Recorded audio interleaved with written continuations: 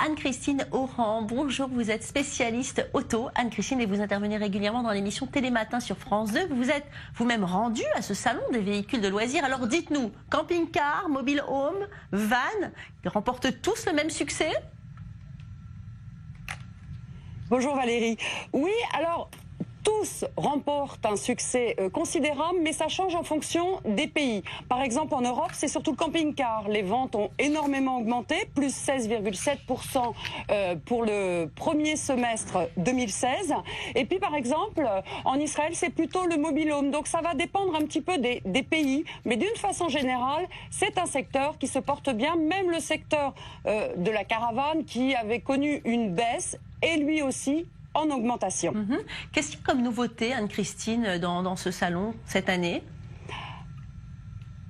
Alors la vraie nouveauté, c'est une piste d'essai. Alors on peut essayer le camping-car sur la route aux alentours du Bourget, ce qui permet de se rendre compte de la façon dont on peut conduire ce véhicule, de l'encombrement surtout de ce genre de véhicule, ou au contraire de la facilité de conduire ce camping-car. On ne peut évidemment pas dormir et faire la cuisine lors de cet essai. On ne peut donc pas se rendre compte des nouveautés, notamment une nouveauté que je trouve assez intéressante, c'est-à-dire des lits plus larges qui maintenant sont en 160 et pas en 140.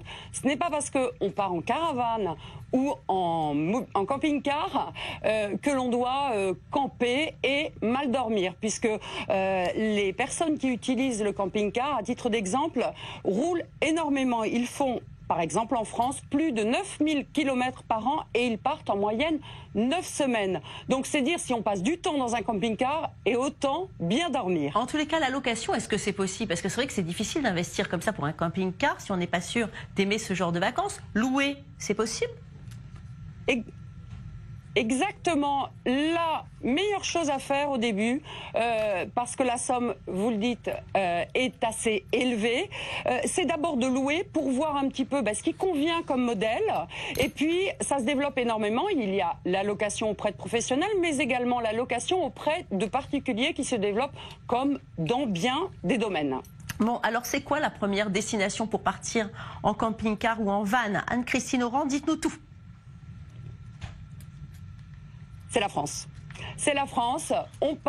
On est vraiment en tête devant les États-Unis, devant l'Espagne. Alors on part majoritairement, ceux qui viennent faire du camping-car en France viennent essentiellement sur la côte ou dans les villes, mais on vient énormément en France. On est numéro 1. Ouais. Si on veut découvrir la France en camping-car, où peut-on s'arrêter alors ?